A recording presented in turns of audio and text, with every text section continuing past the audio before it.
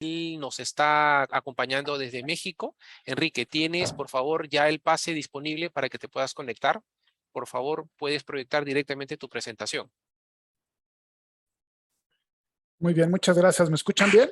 Fuerte y claro, Fernando. Perdón, Enrique. Muchas gracias. ¿Sí ven mi presentación? Exactamente, se te ve la presentación, Enrique. Perfecto, vamos. Ok. Muy bien, pues muchas gracias, Yuri, por la invitación. La presentación que vamos a dar el día de hoy es cómo implementar controles de seguridad y ciberseguridad con la ISO 27002 que acaba de salir a principios de este año. Aquí es bien interesante porque a ver, espérame, porque no cambia mi presentación.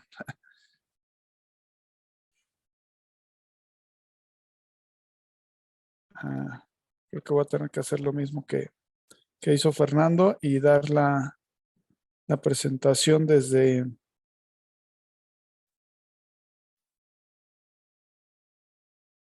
Si lo tienes en PDF, proyéctalo directamente desde PDF para que lo puedas avanzar sin ningún problema. Sí, es que del que te mandé ayer ahorita cambié un poquito, entonces Oh, tengo otros ya. slides. Ok, ok. Pero bueno, vamos a hacer esto más pequeño para que esto se pueda ver. A ver.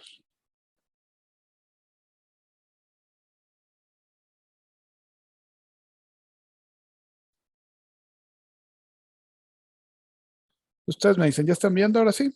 Perfecto. Ahora sí se te ve la pantalla, Ok, perfecto. Enrique.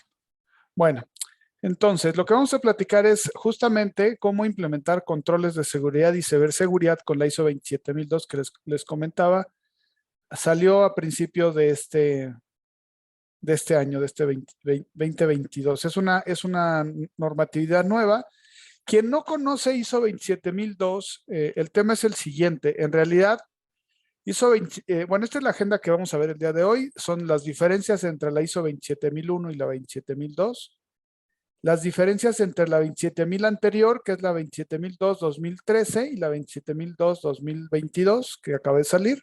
¿Cuáles son los cambios importantes? La estructura de la norma, cómo viene hecha, quiénes son los actores y cómo implementar la norma. ¿Ok? Eso es lo que vamos a revisar el día de hoy. Bueno, en primer lugar, para hablar de 27002, primero tenemos que hablar de 27001. ¿Por qué? Porque en realidad 27001 digamos, la mamá de la norma. De ahí parten todas las demás. De la serie 27001, de la serie 27001 o 27000 en general, hay muchísimas. Hay 27700, 28000, perdón, 27800. O sea, es una lista interminable de normas. Y lo que permite hacer la 27001, y ahorita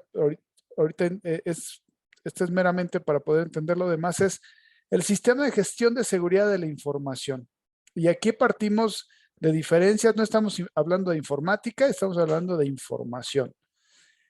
Y lo importante de esto es que la 27001 contextualiza el valor de la información para las organizaciones. Ese es el valor que tiene 27001.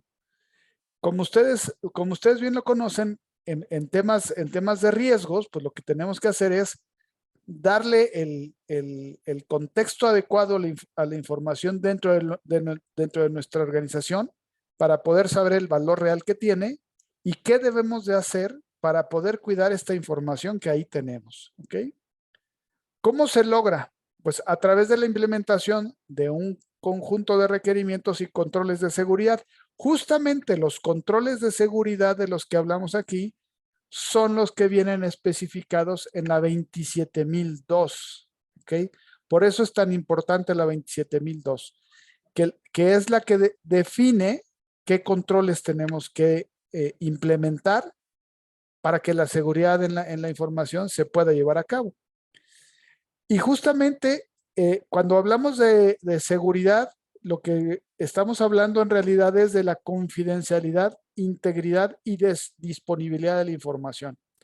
Si nosotros definimos o aseguramos que la confidencialidad está garantizada es decir, que solo la ve quien debe de verlo. La integridad es la adecuada, es decir, que no se modifica simplemente por algún error o algo, y está disponible siempre. Entonces, en base a esos 3 puntos, decimos que la información está garantizada, que tenemos seguridad, ¿ok? Ahora, los temas interesantes es, bueno, ¿qué diferencia hay de una 27001 a una 27002? Bueno, la 27001, cuando nos queremos certificar, lo que hacemos es justamente certificarnos sobre 27001. No nos certificamos sobre 27002. Siempre nos certificamos sobre 27001. Y aquí lo interesante es que la 27001 lo que define es el contexto y el marco de trabajo en el que se va a estar implementando este estándar, ¿ok? Entonces, a partir de ahí es donde se define todo lo demás. De otra forma, no podemos llegar a 27002 si no pasamos por 27001. Enrique, Enrique, disculpa que te interrumpa. ¿Tú crees que podrías compartir, ahí en la parte inferior hay un botón para expandir la presentación porque están diciendo que no están leyendo la parte inferior de la diapositiva para que se pueda ver? Ahí está, perfecto. Ya El tema es, sí, el tema es a ver si lo puedo cambiar, ¿eh? Pero bueno, ahorita vemos. Ya, pero solamente dale con el cursor. Sí. Perfecto, perfecto. Están viendo perfecto. Lo están moviendo muy bien. Perfecto. Entonces, síguelo. Ok. Disculpa con la interrupción. No, adelante, por favor.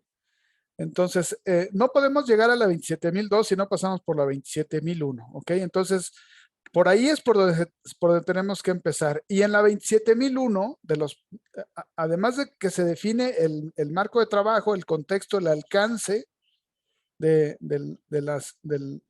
la implementación de esta norma, también se tienen que definir la gestión de riesgos, cómo se va a hacer.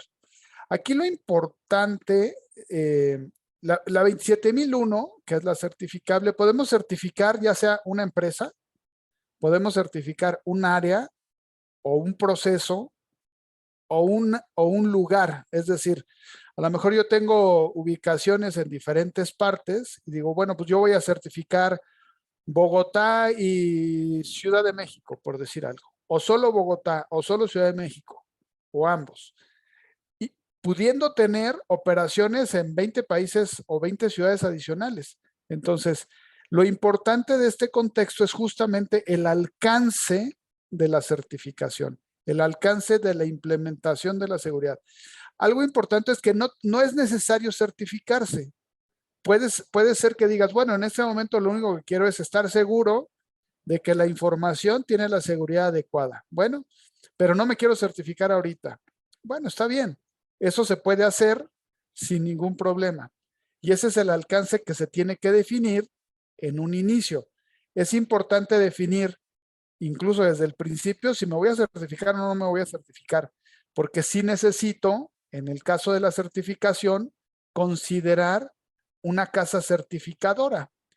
Nosotros no podemos ser juez y parte, es decir, no podemos ayudar a hacer una implementación y además nosotros mismos certificarlo. Tiene que entrar alguien adicional a hacerlo y eso se define desde un principio y eso evidentemente tiene un costo. ¿Ok? Como lo comentaba, la gestión de riesgos se define en 27001 y ustedes, es la importancia de esta norma.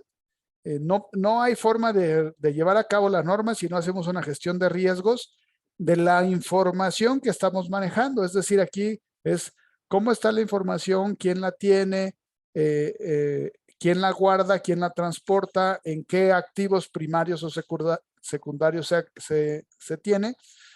En un activo primario es justamente la información. Nosotros en realidad no queremos proteger, por ejemplo, una computadora. Lo que queremos proteger es que como la computadora tiene información, lo que hacemos es protegemos la computadora. Entonces, la computadora es un activo secundario. Lo que realmente nosotros queremos proteger son los activos primarios, es decir, la información. Eso es lo que realmente a nosotros nos interesa. Y todas esas definiciones hay que hacerlas en esta norma, con la finalidad de saber exactamente si lo que queremos proteger está bien protegido o no. En el caso de la 27001, son requerimientos obligatorios, es decir, todos los puntos que se identifican en la 27001 se tienen que cubrir. No los podemos saltar. Tenemos que tomar absolutamente todos. En el caso de la 27002, pudiera ser el caso que hubiera algún control o varios que no nos aplican. Por ejemplo, en la 27002 especifica que haya desarrollos de software con un tercero. Bueno, si nosotros no desarrollamos con un tercero, pues ese control evidentemente no se aplica, pero debemos de seleccionar cuáles sí se aplican y cuáles no. Aquellos, sin importar si se aplican o no se aplican, debemos de justificar la selección, ya sea para incluirlos o para excluirlos, ¿ok? En la 27001, la descripción es una descripción muy genérica, no tiene un detalle importante o extenso de cómo llevarlo a cabo. Sin embargo, en la 27002 sí, son guías de buenas prácticas. Viene muy detallado lo que debemos de cubrir. Por lo tanto, es bastante sencillo llevarla a cabo. Incluso sin tener mucha experiencia, empieza uno a leer y dice, bueno, aquí significa hacer esto o hacer aquello, ¿no? No se necesita gran experiencia en saber cuáles son los controles o más bien las medidas de seguridad que vamos a utilizar para que cada uno de esos controles se cubra, ¿ok? Y la parte importante que la diferencia entre 27001 y 27002 es que en el caso de la 27001 son controles de gestión y en el caso de la 27002 son controles operativos, ¿ok? Cuando salió la 27002 versión 2013, no se incluía básicamente, incluso voy a quitar la palabra básicamente, no se incluía nada de la parte de ciberseguridad, no se mencionaba ni la nube. Aunque ya en 2013 ya había nube y ya teníamos los conceptos ahí puestos, cuando salió la norma no se consideraba.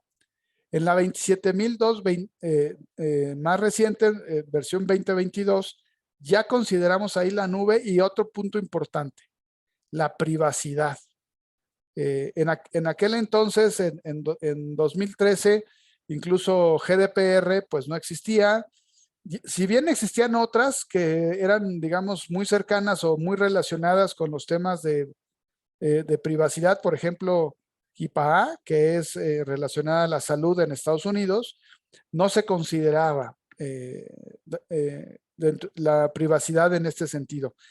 Ahora en esta nueva versión que acaba de salir, la privacidad sí se considera, al igual que la ciberseguridad. Y si se dan cuenta, inclusive en el nombre, ¿no? Al principio dice tecnologías de la información y en el otro dice seguridad de la información. O sea, son dos conceptos diferentes y el approach que está siguiendo cada uno de ellos es distinto, ¿ok? De los cambios importantes, en la 27000 anterior, en la 2013, había 14 dominios y 114 controles. En la nueva se redujo a 4 dominios y 93 controles. Muchos de estos controles en realidad no es tanto que digas, bueno, es que son menos, pasé de 114 a 93. No tanto es el caso. Más bien muchos de los casos es que había incluso algunos controles que se sentían incluso duplicados. Decían, oye, pero esto ya me lo pidieron. ¿Por qué me lo vuelven a pedir? Entonces, lo que hicieron fue, por un lado, quitar los controles que estaban duplicados y por otro lado, fusionar en un mismo control 2 o más controles. ¿Ok? Ese fue el gran cambio. Y lo que sí vemos es que estos cuatro grandes dominios, que es los organizacionales, de personal, físicos y tecnológicos, en base a estos es lo que se implementa toda la norma. ¿Okay? Aquí viene en forma genérica. No me voy a ir punto por punto porque no tiene caso, pero les voy a dejar esta tabla. La presentación la tiene Yuri y bueno, de todos modos, con los cambios que hice el día de hoy se lo voy a hacer llegar para las actualizaciones, pero aquí viene sobre todo las fusiones de los controles. Este es lo que quiere representar esta tabla. Si se dan cuenta, hay incluso 4 controles de la 2013, por ejemplo, en el Change Change Management, que es el 8.32, que es donde se encuentran fusionados, ¿no? Pero aquí está la lista. Estos son las listas de todos los que se fusionaron. No hay uno que se haya fusionado que no esté en esta lista, ¿ok?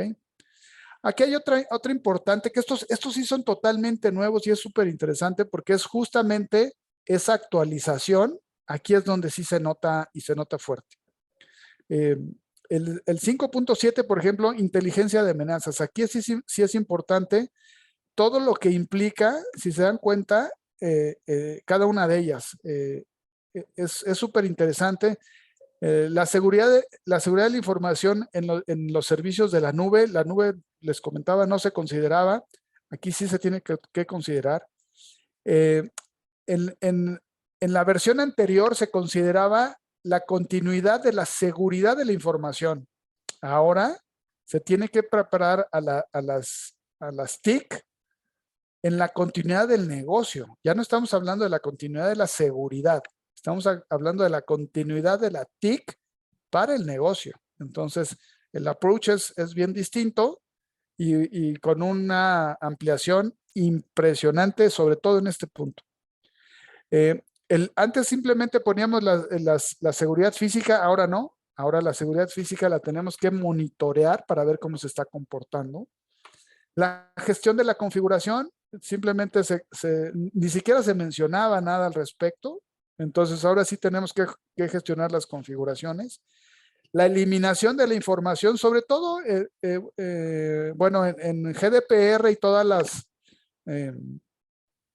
legislaciones que están saliendo al respecto de la protección de datos personales, inclusive también la de México, y bueno, ya pude leer la de Brasil, habla de la eliminación de la información, es decir, dentro de menos información tengamos de los datos personales, y en este caso no solo de los datos personales, sino de toda la información que tengamos, dentro de menos información tengamos que cubrir, pues más fácil va a ser nuestro trabajo. Entonces aquí tenemos que tener un proceso de eliminación de la información adecuado, no solamente es yo ya lo destruí o ya lo rompí con la mano, y no, o sea, inclusive debe de haber dependiendo de la información, si es información general, información clasificada o información ultra clasificada, en base a eso deberemos de definir incluso las destructoras de papel que podemos en un momento dado utilizar. Lo mínimo que se pide es que prácticamente se haga confeti, no sé si se usa el mismo término en el resto de Latinoamérica, pero básicamente es de 2x2, o sea, los cuadritos que quedan en la eliminación tienen que ser de 2x2.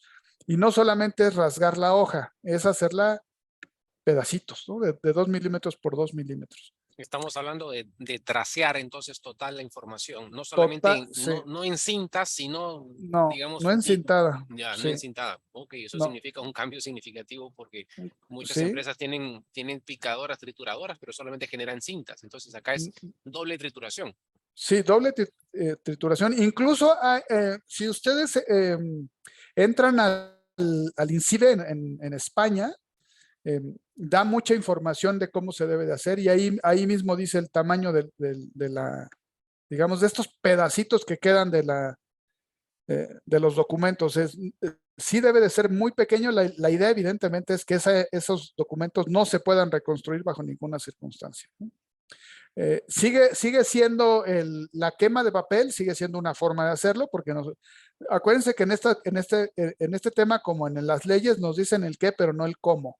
Entonces nosotros tenemos que definir cómo hacerlo. Una forma muy sencilla, pues es con una destructora de papel, pero tiene que tener ciertas características, no puede ser cualquiera, ¿ok? Y por supuesto, el ciclo de vida del papel o de la información, porque ya no estamos hablando solamente de papel, sino también lo que tengamos en bases de datos, lo que tengamos en discos duros, lo que tengamos en memorias, lo que tengamos, etcétera, ¿no? Entonces, tenemos que, para poder hacer esto, primero tiene que estar la información clasificada, porque si no, no vamos a saber incluso el ciclo de vida de la misma, y en base a eso poder destruir la información adecuadamente. Enrique, solamente una consulta. Eso involucra que tenemos que llegar a aplicar técnicas, por ejemplo, de destrucción de información, aplicando los métodos, por ejemplo, de auditoría forense para la destrucción total, o sea, para eliminación total de todo registro Es electrónico correcto. con procesos de borrado seguro para poder eliminar todo este tipo de información. Correcto, correcto. Inclusive, por ejemplo, en el tema de borrado seguro, muchos dicen, ah, pues formatealo y es suficiente. No. O sea, una técnica de borrado seguro en base a formateo de discos, por ejemplo, son técnicas muy especiales donde se hacen diferentes tipos de formateos que se llega a formatear hasta 32 veces un disco duro para que la información realmente quede destruida, pero no bajo el mismo sistema de formateo, son 32 formas de formateo diferente. Y de alguna manera entonces sí garantizamos que la información ya no se puede recuperar. Hay veces que ese tipo de eliminación es muy complicada porque si rentamos o tenemos un sistema, por ejemplo, de Oracle o de SAP en la nube y eliminamos información, pues va a ser muy complicado que le digamos a Oracle, pues formatea el disco, ¿no? Eso no va a suceder. Pero sí tenemos que tener la eliminación de los registros y tenemos que tener la constancia de ello, no nada más es decir, ya lo hice, ok, sí, ¿y quién más sabe que lo hiciste? Necesitamos tener actas donde estemos seguros y haya constancia de que sí se llevó a cabo esa eliminación de información, ok. El enmascaramiento de datos. El enmascaramiento de datos, lo que eh, si leemos a detalle en la norma, dice que el enmascaramiento de datos también es la encripción. Y sí, una forma de enmascaramiento de datos es la encripción.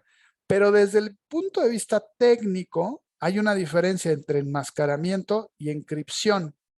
Desde el punto de vista técnico, el enmascaramiento es mantener la misma longitud de los registros. Es decir, si algo muy sencillo, por ejemplo, la fecha de nacimiento de alguien. Bueno, pues eso lo puedes hacer con 2 dígitos para el día, 2 dígitos para el mes y 4 para el año. Entonces estamos hablando de 8 dígitos. Ese enmascaramiento es que simplemente puede cambiar los valores y tener una forma de reconstruirlos, pero sin agregar más datos. Es decir, en el caso de la inscripción, lo que haría sería, si es por ejemplo, una inscripción de 128, pues estos 8 dígitos los convertiría en 128. ¿Okay? Y nuestro campo crecería enormemente. Entonces tendríamos que modificar la base de datos para que al momento de hacer la inscripción funcionara. En el caso del enmascaramiento, no. En el caso del enmascaramiento solo habría que cambiarla, habría que cambiar los datos, ¿ok? Pero bueno, aquí lo que es importante es que los datos a simple vista no nos den información. Solamente aquellas personas que realmente tienen o deben de tener el acceso para poderlos ver y consultar y manipularlos son los que podrían ver la información real. A simple vista, alguien que lo ve no debería tener primero acceso, y una vez si tiene acceso, que no se pueda descifrar en forma sencilla, ¿no? La prevención de fuga de datos, anteriormente esto ni siquiera lo planteaba en la ISO 27000. En este caso tenemos que prevenir que no se lleven a cabo fuga de datos y esto vamos a decir, bueno, pero ¿cómo lo hacemos? Bueno, desde los permisos, ¿no? Puede ser que una persona, un agente de la empresa tenga derecho a ver, voy a inventar números, 100 registros al día. Y está muy bien que los pueda ver, pero ¿qué pasa si los descarga?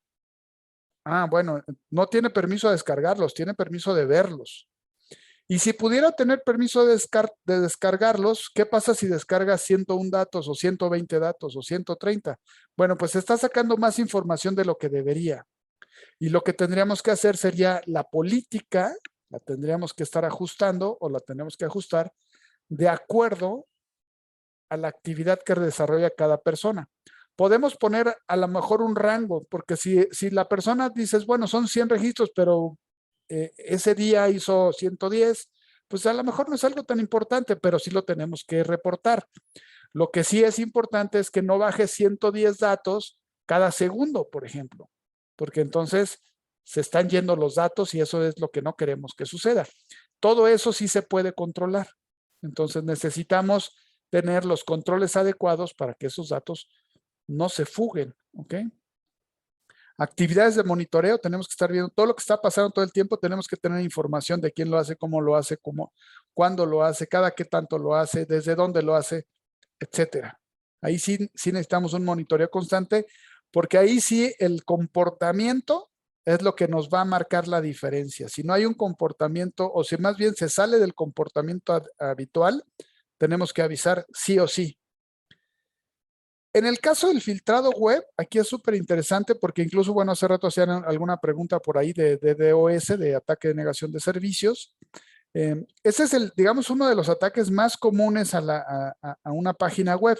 Y aquí es interesante porque si tenemos un coche, todo el mundo que tenemos un coche, pues le compras un seguro de coche. Pero no todo el mundo que tiene una página web tiene una protección que se llama WAF, WAF. Y eso no debería de ser, o sea, todas las páginas web deberían tener un WAF, así como todos tenemos un seguro de auto, todos los que tenemos auto tenemos un seguro de auto, así debería de pasar exactamente igual. Y hay diferentes niveles de lo que te protege un WAF. Hay WAF muy sencillos que lo que hacen es simplemente, si hay un ataque de negación de servicio, lo detiene, pero hay ataque de negación de servicio capa 3, capa 4, capa 7, etcétera. Entonces, habría que seleccionar el adecuado para que el ataque de negación de servicio no sucediera, pero no solo eso, porque hay ataques, por ejemplo, y lo vemos muy seguido cuando entramos del CAPTCHA, ¿sí? Que nos pueden modificar ahí o se pueden saltar este tipo de cosas, ¿ok? Entonces, tenemos que seleccionar el WAF adecuado para que eso funcione de la manera adecuada. Y eso dependerá, inclusive si nuestra página web incluso es una página donde hacemos comercio electrónico. Si no hacemos comercio electrónico y solamente es una página informativa, pues puede ser un WAF sencillo, pero si hace e-commerce, estamos hablando de cosas totalmente diferentes. Inclusive deberíamos de considerar que el WAF que estamos requiriendo sea un WAF que considera la parte de OWASP. En un ratito más voy a hablar de eso, pero básicamente OWASP lo que hace es una organización sin fines de lucro que nos dice los ataques más comunes que hay para las páginas web y para las APIs, que las APIs son herramientas de comunicación entre aplicaciones. Entonces, ellos lo que hacen es clasificarlo y en base a eso decir, bueno, aquí hay los 10 ataques más comunes de páginas web son estos, o de aplicaciones web son estas, y las 10 ataques más comunes para las APIs, o sea, para las herramientas que hacen comunicación entre aplicaciones, es esto. Entonces, si estamos teniendo ahí transacciones electrónicas como el comercio electrónico, pues tendríamos que hacer estas consideraciones, ¿no? Y algunas otras más, pero mínimo eso. En el caso de la codificación segura, lo que está diciendo es que antes de que se libere una aplicación, un desarrollo de software, tiene que pasar por un proceso de verificación, ¿ok? Hacer esto en forma manual es una locura. La verdad es que un código puede tener, una aplicación puede tener miles de líneas sin ningún problema y hacer esa revisión de línea por línea sería una locura. Entonces sí se requieren, sí o sí en este caso, en estos dos casos o los últimos 3 casos, sí el tema de tener herramientas de tecnología para llevarlo a cabo es imprescindible. No hay forma de hacerlo si no se tiene de esa manera, ¿ok? Y hay herramientas, inclusive, por ejemplo, que lo hacen, digamos, un poco al revés, es decir, libera, lo que nos pasa a la gente de tecnología es que lo que te dicen es apúrate al desarrollo de software porque necesito liberarlo lo antes posible porque el negocio lo necesita ya. Entonces, lo que nos piden en las áreas de negocio es que estemos liberando software lo más rápido posible. Pero si tiene que pasar por un proceso de verificación de seguridad, pues lo hace más lento. Entonces, hay herramientas que lo que te dicen es, bueno, si de todos modos tengo que pasar por un proceso de certificación o de verificación de OWASP, ya sea para aplicaciones o para APIs, pues mejor yo lo hago al vuelo. Es decir, libera las aplicaciones tan rápido como puedas y yo protejo esos ataques que además ya los conozco. Entonces, lo que hace es que puedas liberar aplicaciones muy rápido. Y no es que te quedes, no es que no lleves a cabo la codificación segura, es que la puedes hacer un poco más tarde, pero ya no con la premura que tenías en un principio. La premura que tenías en un principio era libera el software lo más rápido posible. Es como cuando se te poncha una llanta, ¿no? Se te poncha una llanta, la cambias y bueno, sabes que la llanta que traes ponchada la puedes reparar después. No es en ese instante, no tienes que hacer. No es que no vayas a dormir por eso. Es lo mismo que hacen este tipo de herramientas. ¿Ok? ¿Dudas, comentarios? Sí, Enrique, acá justo hay un par de preguntas, bueno, hay varias preguntas. A ver, Vamos a venga. ir de más a menos. A ver, Sí, venga. ¿cuál es el rol, Francisco Sangucho, Ecuador, cuál es el rol o actividades relevantes de riesgo operativo en el tema 27001, 27002? ¿Cuál es el Bueno. rol? Muy bien. Si me esperas un segundito, en las láminas siguientes ahí viene. Pero Ok. básicamente lo que te puedo decir es que justamente el riesgo cibernético, que es de lo que estamos hablando aquí, Sí. es parte del riesgo operacional. Así es. Entonces, por eso es importante esto. Ok, Pero perfecto. lo traigo un poquito más adelante. Genial. Verónica Salazar pregunta, ¿nos podrías dar más detalles sobre el control 8.11 enmascaramiento de datos? No sé si nos alcanzará tiempo. ¿Cómo das? Entonces, mira, en el caso del enmascaramiento de datos, hay herramientas que te ayudan a hacer el enmascaramiento y depende de lo que quieras hacer. Puedes hacer un simple, hay desde lo que le llaman tokenización, enmascaramiento, encripción, etcétera. Hay diferentes técnicas para hacer un enmascaramiento de acuerdo a lo que pide el 8.11. Entonces, tú podrías, una respuesta rápida es encríptalo. Es lo más fácil de hacer. Sin embargo, eso lo que provoca en tus bases de datos es que crezca el campo. O sea, si tu campo es, por decir, el nombre de la persona que tiene, voy a poner un ejemplo, 80 caracteres, y tú lo encriptas, el campo ya no va a ser de 80, el campo se va a ir, dependiendo del tipo de encripción que uses. Por ejemplo, si usas 256, que sería lo más alto que hubiera, pues el campo se va a hacer muy grande y habría que cambiar todas las bases de datos para poderlo hacer. Entonces, ahí lo que vale la pena hacer sería más una tokenización o un enmascaramiento, dependiendo lo que necesites. Pero si este tema de la encripción, el enmascaramiento, la tokenización, son temas bien interesantes que sí nos pueden llevar incluso un par de horas a explicarlo. Espero no haberte confundido de más, pero hay más de una forma de hacer enmascaramiento. Lo que piden aquí es que los datos no se vean. Si alguien se lleva los datos, que no los pueda ver, que no los pueda interpretar. Por decir, mi nombre, Enrique Francia, que no diga Enrique Francia, que diga otro nombre. No van a saber que soy yo. ¿Ok? O que todas las letras tengan una combinación ahí que sea imposible de ver, de saber quién es el nombre.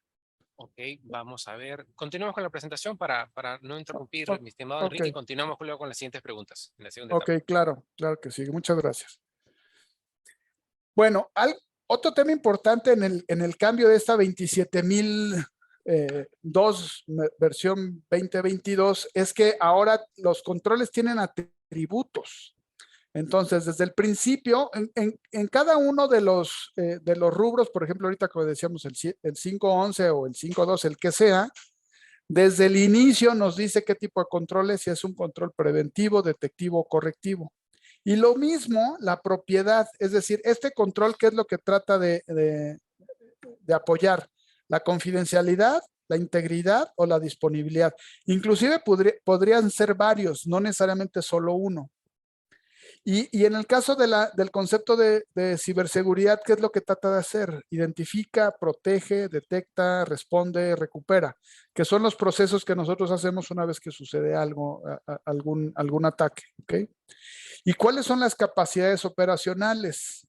Este va a ser un control de gobernanza o de gestión de activos, o va a proteger la información, o va a dar seguridad en los recursos humanos. Que este tema de los recursos humanos es súper interesante porque dijéramos, bueno, los recursos humanos, ¿qué tienen que ver en todo el tema de seguridad de la información? Pues en realidad todo, porque quienes manejamos la información somos nosotros, los humanos. Entonces, desde ahí, desde la selección de personal, y evidentemente lo que firme la persona, porque tendremos que hacer lo que firme los famosos NDAs, los avisos de confidencialidad o los acuerdos de confidencialidad, desde ahí deben de estar protegidos.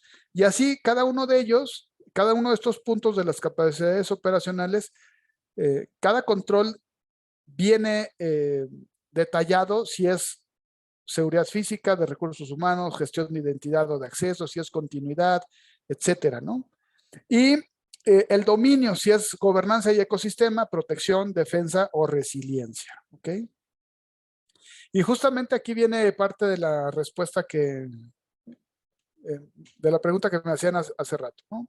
¿Qué tiene que ver todo esto con los riesgos? Bueno, los riesgos globales, los de negocio, los financieros y los riesgos operativos. Esta lámina que estamos viendo ahorita es una lámina aquí en México, la entidad reguladora para los bancos y todas las entidades financieras se llama la Comisión Nacional Bancaria y de Valores. En la Comisión Nacional Bancaria y de Valores vienen las reglas para las diferentes entidades, es decir, no es lo mismo las reglas para una casa de bolsa que para una casa de cambio que para un banco. En el caso de la circular única de bancos, que es la que regula los bancos, viene justamente esta tabla que les estoy presentando. Es decir, los riesgos son los riesgos cuantificables, no cuantificables, discrecionales, no discrecionales. Y en la parte de los riesgos no discrecionales viene el cibernético y el legal. La diferencia es que en el caso de los riesgos discrecionales son aquellos resultantes de una toma de posición de riesgos. En el caso de los no discrecionales, no tomamos un riesgo per se, es decir, ahí no tomamos una posición de riesgo. Y aquí espero que con esto hayamos respondido esta pregunta. ¿Cuáles son los actores? ¿Qué actores intervienen para implementar esta norma? Pues en realidad toda la empresa. No hay forma de implementar esta norma si alguien de la empresa no participa. Hay que incluso entrevistar a todo el mundo. No hay forma de que las principales son las que están más al centro, las que se ven en color morado, son las que más interacción va a tener, pero no significa que las otras áreas como control interno o el área comercial, finanzas, marketing, logística, inclusive la dirección general no participen. Sin la anuencia y soporte de la dirección general, una implementación de este sentido no se puede llevar a cabo. Es imposible. Si solamente el área de tecnología es la que empuja para tener esta certificación, no se puede, no hay forma de hacerlo. ¿Por qué? Porque las demás áreas o participan, no hay forma de hacerlo, no hay forma de que la parte de recursos humanos, que ya vimos hace rato que es uno de los controles que pide, esté fuera. ¿Y quién va a hacer que las áreas legales, recursos humanos, seguridad de la información, que si aquí vemos, seguridad de la información y tecnología de la información están separadas y así deben de ser? Una forma de ver la madurez de una empresa es ver en dónde está colocada en el organigrama el área de seguridad de la información. Si el área de seguridad de la información está debajo de tecnologías de la información, podemos saber rápido que es una entidad poco madura en términos de seguridad de la información. ¿Ok? Entonces, lo primero que hay que hacer es sacar esa área de tecnología y tenerla por aparte. Imposible pedir que operaciones participe, o sea, si la dirección general no le pide al área de operaciones que participe, imposible hacerse. Entonces, todas estas áreas y más, este es un ejemplo simple de de las áreas que puede haber en una empresa, pero no significa que sean las únicas. Sí, hay empresas que tienen muchísimas más áreas y pues esas áreas también habría que considerarlas. Todo dependerá del alcance. Si se acuerdan, lo primero que platicamos en la 27001, se tiene que definir el alcance. Entonces, si definimos que el alcance de seguridad de la información solo es para recursos humanos, o solo es para el área logística, o solo es para el control interno, o solo es para operaciones, pues en esa es la que tendremos que concentrarnos, pero no significa que las demás áreas no participen, ¿ok? Es imposible hacer esto sin las demás áreas. Y algo súper importante es alinear la empresa. Si no alineamos la empresa a que a que estén todos apuntando en la misma dirección, va a ser imposible que suceda. Y algo que no podemos dejar pasar es la concientización. Si no estamos concientizando, inclusive semanal o quincenalmente al personal con temas de seguridad de la información, no va a suceder. Y esto lo vemos, el ejemplo que a mí me gusta poner es incluso con mi hija, por ejemplo. Nosotros hace muchos años, cuando nos subíamos al coche, o al menos aquí en la Ciudad de México o en México, no era necesario ponerse el cinturón de seguridad. No había una ley que lo exigiera. Sin embargo, por ahí de principios de los 2000 empezaron a exigir que se pusiera uno el cinturón de seguridad porque si no había multa. Cuando mi hija nace, pues eso ya estaba funcionando, ¿no? Y a ella, el día de hoy tiene 17 años, se sube al coche y lo primero que hace es ponerse el cinturón de seguridad. O sea, ya su conciencia ya es de ponérselo. No hay que decirle, oye, ponte el cinturón de seguridad. Ella ya lo hace en automático.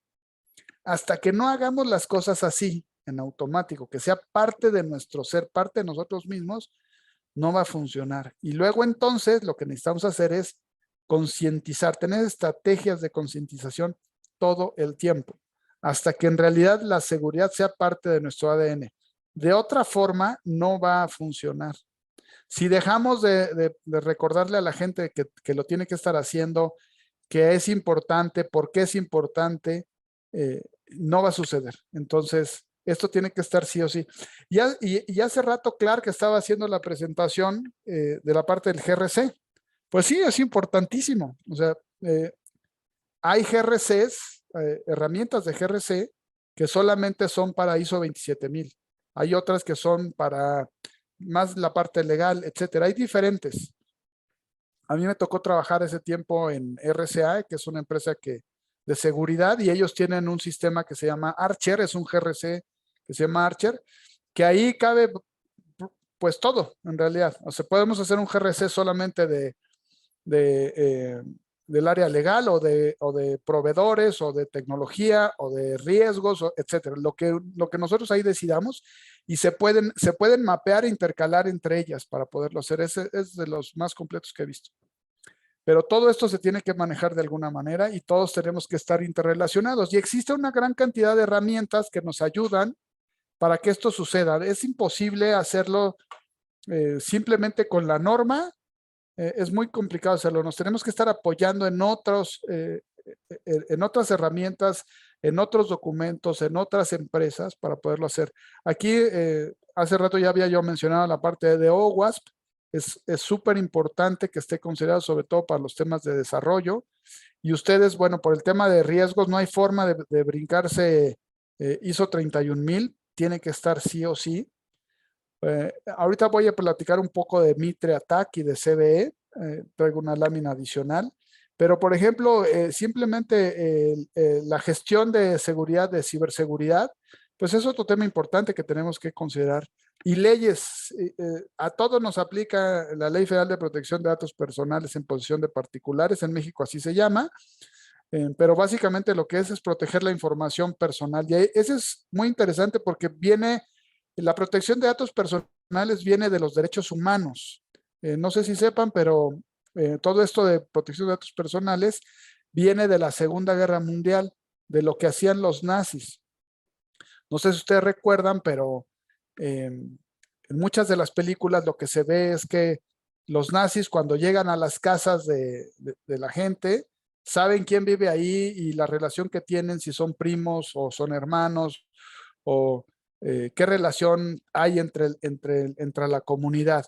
Y eso se debe a un levantamiento de información brutal que hicieron de datos personales. Por eso tenían toda esa información a la mano.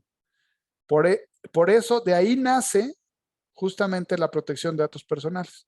Por eso en Europa, GDPR es la legislación más avanzada en protección de datos personales, porque viene justamente de la Segunda Guerra Mundial. ¿Okay? Tener certificaciones de ethical hacking y todo este tipo de cosas, pues no son necesarias, pero sería importante tenerlas, y certificaciones de seguridad, ya sea para auditorías o seguridad de datos, seguridad física, seguridad, todo ese tipo de seguridad, todas esas son importantes y son pues, necesarios tenerlas en un momento dado. Dependiendo la madurez de la información, de lo que nosotros tenemos sobre esta información. No pretendo que lo vean, simplemente quédense con la idea. Aquí lo que hace Mitre Attack, aquí lo importante es Mitre ATT, ¿ok? Mitre es la empresa, es una empresa sin fines de lucro, y ATT significa ataques, tácticas y técnicas de ataque, ¿ok? Lo que estamos viendo aquí, si se dan cuenta hasta la parte de arriba, dice reconocimiento, la primera, desarrollo de recursos, etcétera. Y así en el primer renglón horizontal, habla de las tácticas, ¿ok? Es decir, voy a hacer una táctica de reconocimiento, pero ¿con qué técnica? Y ahí vienen las 10 técnicas, en este caso hablando de esa columna, que se pueden utilizar. Si habláramos, por ejemplo, de algún ataque de recopilación de información o de acceso o de suplantación de identidad, etcétera, etcétera, etcétera, ahí vienen la N número de técnicas que se pueden usar para cada uno de ellos. Entonces, cuando estamos hablando de tecnología, es súper importante que hagamos referencia a esta lámina o a esta matriz, que así es como se le llama. Ahí les dejo la liga. Esta matriz, hay una matriz para empresa, que es la que están viendo ahorita, pero hay una matriz, por ejemplo, solo para Windows, hay una matriz para dispositivos móviles, hay una matriz para, etcétera, diferentes cosas. Y entonces nos ayuda para saber, si nosotros le diéramos clic a cada uno de estos o a uno de ellos, lo que vamos a ver son las formas de mitigación y las formas de prevención que hay para cada uno de ellos. ¿Okay? Y ya nos dice cómo hacerlo. Entonces, si nosotros estamos viendo un tipo de ataque o queremos hacer un tipo de prevención, pues simplemente acudimos a esta matriz y ahí nos va a decir qué es lo que tenemos que hacer, inclusive con referencias bibliográficas de cómo llevarlo a cabo. Entonces, es muy interesante porque de aquí, ahora sí que no hay mucho que pensar, simplemente es qué es lo que yo quiero prevenir, qué es lo que quiero proteger, y en base a eso selecciono el cuadro a detalle, le doy clic y ahí me va a decir cómo me debo de proteger para mitigarlo y para detectarlo. ¿Ok? Cuando muchas veces decimos, no, pues me voy a la nube, ¿no? Y si me voy a la nube, pues ya la hice, porque en la nube, pues Amazon y Azure y Google y todos estos, pues ya me van a proteger. Pues les tengo malas noticias. No es así. Si no lo han visto, hay un modelo de responsabilidad compartida. Esto es un extracto de la página de Amazon, pero lo mismo van a encontrar en Azure y en las demás. Aquí, si se dan cuenta, dice, Amazon es responsable de proteger la infraestructura que ejecuta todos los servicios. Ah, muy bien. Y el cliente, la responsabilidad del cliente estará determinada por los servicios que seleccione. Bueno, y entonces, ¿ya no me protege Amazon? Pues no, ya no me protege Amazon. En realidad, lo que Amazon hace es, esto que están viendo aquí es parte de la misma página. Pero estas son las recomendaciones de Amazon. Dice, determine la seguridad externa o interna o considere la posibilidad de tener un marco de referencia. Si se dan cuenta, la última opción, abajo hasta la derecha, dice, pues mejor ve con un socio de negocio que sí sepa de seguridad y que te ayude a determinar la seguridad necesaria. prácticamente se está lavando las manos. Entonces, no nos confiemos que por estar en la nube es suficiente. Y algo que sucede muy seguido es que confundimos las herramientas que tenemos o las que teníamos anteriormente y que son útiles ahora. Ya no puedo cambiar ahora de... Si gustas, pon escape para que puedas sí, salir de es lo esa. que estoy dando. Justamente Oh, lo que... Pero no, ok, no me deja. clic A derecho de ver, repente para que puedas reducir. sí, a ver si... No, ya se bloqueó otra vez. Ah, qué mal.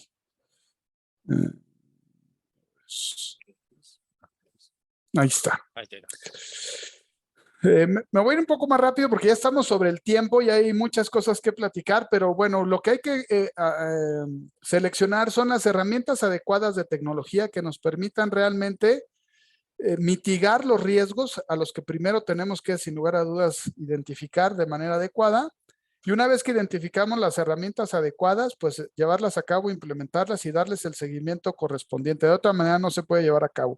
Y dependiendo de dónde esté, si es en la nube hay algunas herramientas, si es en la seguridad perimetral es otra, dentro de la red, en los endpoints, etcétera. Son diferentes soluciones de negocio las que podemos hacer. Y lo otro importante en este tipo de proyectos es que muchas veces en empresas grandes es imposible hacer todo de golpe. Entonces, pues hagámoslo por partes. ISO 27001 no te dice la secuencia a seguir, ¿ok? Entonces podemos primero decir, bueno, pues primero puedo poner temas de concientización y después en una segunda etapa puedo hacer controles de acceso y administración de proyectos. En una tercera etapa puedo implementar la parte de anti-malware, etcétera.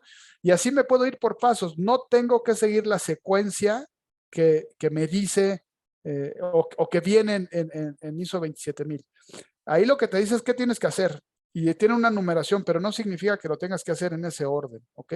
Entonces, dependiendo del tamaño de la organización y nuestras prioridades, podemos decidir solamente hacer algunas cosas, no todas, dependiendo si lo queremos certificar o no, para poderlo llevar a cabo, ¿ok? Ok, ya se volvió a atorar.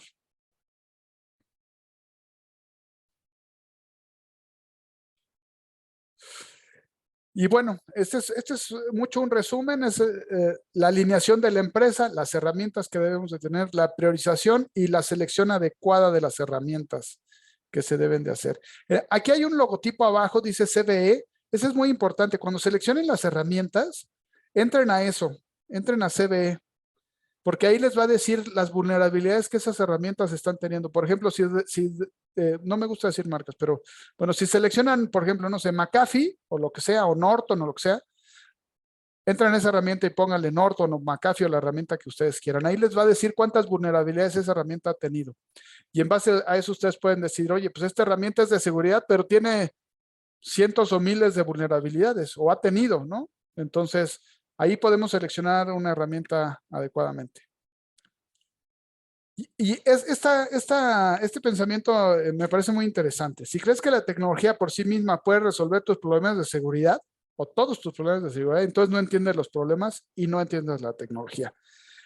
Se lo están atañendo a cualquiera de estos dos, dependiendo de la búsqueda que hagan. Ahí es donde lo podemos encontrar. Muchas gracias. ¿Preguntas? Perfecto, Enrique. Definitivamente el tema tecnológico es uno de los temas más picantes por la cantidad de información que tiene. Acá Sí, tenemos varias consultas. A venga. ver, vamos a leer de las últimas a las recientes. A ver, permíteme, acá había una, a ver, esta ya se revisó el tema de riesgos, de telemascaramiento. Cuando trabajas con proveedores que procesan información en cloud, ¿cómo asegurarse que dicha información no se encuentra en ambientes compartidos, expuestos a riesgos de robo o acceso a información no autorizada? Uy, Pues mira, antes de subirte a la nube, lo primero que tienes que hacer es una política para que tú mismo decidas qué es lo que la herramienta que vas a contratar o utilizar tenga la seguridad adecuada. Es común ver que inclusive muchos proveedores por ejemplo, de CRM o etcétera, ni siquiera se hacen responsables de que de que la información permanezca. Entonces, antes de contratar algún servicio de un proveedor, lo primero que tienes que ver es, primero define tus políticas. Y estas políticas, bueno, deben de estar primero alineadas desde la parte de riesgos, ¿no? Empecemos desde el principio. Teniendo definidos los riesgos y teniendo definidos tus activos, vas a poder definir qué es lo que quieres hacer con eso y qué políticas de protección de información, de seguridad de la información vas a tener. Y en base a eso define con quién te vas, ¿no? No hay de otra. No lo hagas después porque después todos los contratos que hay en Internet, por ejemplo, si te quieres subir no sé, que sea a Amazon o si te quieres subir a Oracle o SAP o lo que sea, son contratos de adhesión, es decir, no los van a modificar. Entonces, si desde el principio no estás de acuerdo con ellos, pues no los tomes, ¿no? No, no hay solución tampoco. No Acá hay hay una solución. consulta, dice, ¿sabes si para la autorización de una fintech en México le pide la autoridad de la comisión que cumplan con estos tipos de estos controles ISO? Yo creería que sí, ¿no? No Ok. te exige que cumplas con ISO 27000, pero si tú lees la ley FinTech, pues incluso trae más detalle o mucho detalle más grande que lo que trae aquí una 27000. Bueno, digamos que en resumen, si cumples con 27000, no vas a cumplir con la ley FinTech. Ya, no hay O forma sea, entonces. la ley FinTech es mucho más grande. Inclusive, por ejemplo, la ley FinTech sí te habla de protección de APIs. Las APIs son aplicaciones que hacen que por ejemplo, dos bases de datos puedan intercambiar información. Claro. Y ahí sí habla a detalle. Hay todo un documento que habla de cómo proteger las APIs en la ley FinTech. Y curiosamente, la ley FinTech en el artículo 76, por ejemplo, que habla de las APIs, dice que todas las entidades financieras tienen que proteger sus APIs. Pero si tú vas a la circular de bancos, no dice lo mismo. Es decir, la gente de bancos todavía no ha leído la ley FinTech del artículo 76 y no sabe que tiene que cumplir con la protección de APIs. Y viene una definición muy a detalle, inclusive al principio de la legislación de la ley API, te dice primero que todas las entidades financieras, y te dice cuáles son, que son todas las entidades financieras, incluso aseguradoras, casas de bolsa, casas de cambio, etcétera. Y por otro lado, te define lo que es infraestructura tecnológica. Y ahí dice que la infraestructura tecnológica debe ser cubierta y la definición dice bases de datos, redes, aplicaciones, APIs y todo lo que procese información, es decir, un servidor también. Entonces, si te das cuenta, es mucho más a detalle que lo que trae ISO 27001. Mucho más complejo. Pregunta Mucho de más. Fátima. ¿Sí? En tu experiencia, ¿el área de seguridad de la información debe reportar las creencias a la dirección general? Es lo que se sugiere. Dentro de más cerca esté de la dirección general, mejor. Eso te va a dar también, pues, digamos, un mayor nivel de control de lo que está pasando, porque si no vas a depender de alguien Una exposición. para que puedan funcionar las cosas. Y la verdad es que, ¿por qué la dirección de finanzas o por qué la dirección de operaciones reporta directo a la dirección general?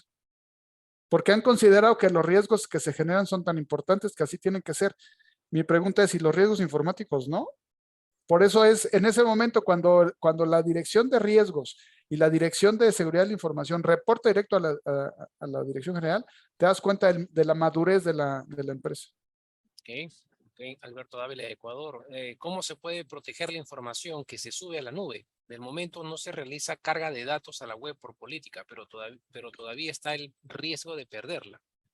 ¿Cómo se puede proteger la información que se sube a la nube? Pues primero yo te diría que escogieras herramientas que te dan esa parte híbrida, es decir, que te protegen la información on-premise, que es lo que tú tienes ahí, más la información que tú tienes en la nube. Eso te va a ayudar a que cuando hagas el paso de irte de on-premise a la nube, cuando llegues allá también esté protegido. Y empieza a proteger antes de cambiarte. Es decir, hay herramientas, tú configura tus herramientas como si la información ya estuviera en la nube. Así cuando esta información llegue allá, pues vas a tener el mismo nivel de seguridad que lo que tienes hoy abajo, ¿no? Y elige herramientas que tengan la posibilidad de que desde una misma consola te monitoree lo que tienes on-premise que lo que tienes en la nube, o inclusive en diferentes nubes, porque muchas veces puede ser que una sola nube no te dé la solución necesaria. Entonces, elige este tipo de herramientas, desde herramientas de Zero Trust, SASE y herramientas de protección de bases de datos, así como hay los firewalls para que protegen los dominios y todo el acceso de Internet, también hay firewalls para bases de datos. Entonces, considéralos porque en realidad los firewalls de base de datos son la última protección que tiene una base de datos. Y estas te pueden dar muchísima información y protección, incluso comportamientos de los usuarios. También, si por ejemplo, si un administrador hace funciones de usuario, te lo reporta y lo bloquea. ¿Por qué? Porque el administrador tiene poderes omnipotenciarios sobre todo lo que hay ahí, pero no significa que deba de usar esas cuentas, esas credenciales para poder hacer ese tipo de operaciones. Entonces, esto ayuda muchísimo. Es limitar el perfil del usuario como usuario máster para que tenga un perfil solamente como administrador. Así es. Ok, acá una pregunta de Jessica de Panamá. Dice, ¿en la matriz operativa se puede incorporar los riesgos de seguridad de la información, incluyendo si la empresa cuenta con controles de la norma implementados, ejecutados o son independientes? En Está la muy matriz de complejo. riesgos, sí, claro, la pregunta es un poquito complicada, Jessica, porque hay la gestión de los riesgos de seguridad, si lo vas a meter dentro de la gestión de riesgo operacional, pues es un poco complejo la administración porque son dos cosas totalmente distintas, ¿no? Tratar de administrar riesgo operacional, perdón, seguridad dentro de riesgo operacional, conceptualmente sí, pero operativamente hablando hay una serie de conceptos que no calzan como para que tú los manejes en la misma matriz. Mi sugerencia, y me imagino que Enrique también debe pensar lo mismo, manejarlo separado, con parámetros como proceso, ¿no? Pero con sus propias dinámicas para una mejor administración. Sí, ahí lo que valdría la pena sería que escogieras los indicadores adecuados para que los pudieras estar monitoreando y en un momento dado los pudieras subir de nivel, porque eso es lo que te va a dar el riesgo y cómo se está moviendo, y sobre eso poder tomar acciones inmediatamente. No tanto acciones solamente tecnológicas, sino acciones corporativas para hacer esas mitigaciones o gestiones adecuadas de los riesgos. Pero hay que elegir los indicadores adecuados. Ok, perfecto. Y aquí hay última pregunta y con eso terminamos, Enrique.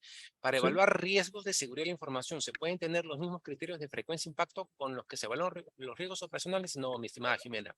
Manejar gestión de riesgo operacional con parámetros no puedes replicarlo en seguridad de información. No sé, ¿tú qué opinas, Enrique? ¿Podríamos No, manejar los mismos parámetros?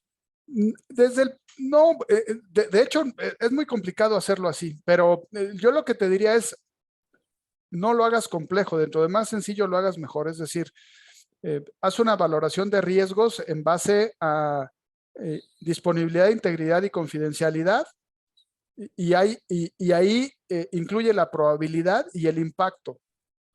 Sobre de esto, pues, evidentemente la multiplicación, o sea, la matemática es la misma, pero tienes que utilizar otros conceptos para llevarlo a cabo. Y bueno, la matriz de calor te va a dar al final de cuentas cómo lo debes de manejar.